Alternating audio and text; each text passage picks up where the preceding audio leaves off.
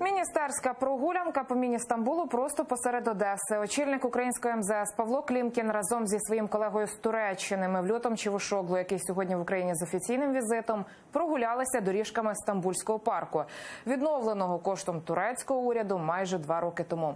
Чому Павло Клімкін шкодує, що він не одесит, і про що говоритимуть очільники МЗС України та Туреччини на спільній прес-конференції? Подробиці з Одеси від нашої Тетяни Сулій.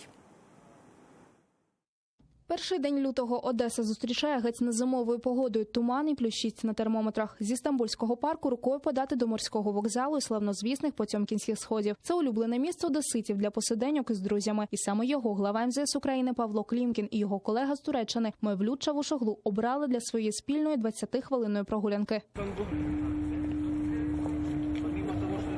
Міністр закордонних справ Павло Клімкін жартує. Все у цьому парку нагадує йому про Туреччину. І навіть сьогоднішня погода. Каже, кращого місця для парку, що став символом дружби зі Стамбулом, знайти було б складно. Та найкраще сюди приїжджати, коли зацвітуть тюльпани. Що таке Стамбул? Там літак, паром, просто Чорне море і ви тут.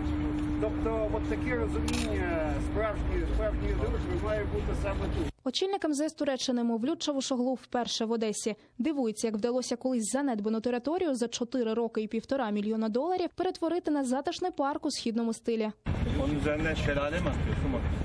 Екскурсію парком для міністрів провів мер Одеси Геннадій Труханов. Ось альтанка під зеленою черепицею, ось бювет. Та найкраще – це фонтан Грот Діани. Щоправда, насолодитися його красою нині не вийде. Води тут не буде всю зиму. Прогулянка міністрів Стамбульським парком Одеси замість запланованих 20 хвилин тривала лише 10. Турецькому гостю люб'язно пропонують піднятися потьомкінськими сходами. Попереду у міністрів спільна прес-конференція, де говоритимуть про вільну торгівлю між країнами, співпрацю в ООН, НАТО і ОБСЄ. Та ключовим на цій зустрічі буде тема військового конфлікту на Українському сході і ситуації в окупованому Росією Криму. Кремль стягує туди важке озброєння і армію, перетворивши український півострів на військовий плацдарм.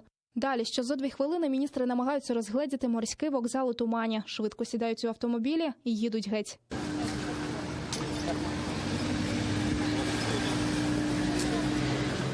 З Одеси Тетяна Сулій, Максим Кондратенко, Заман, АТР.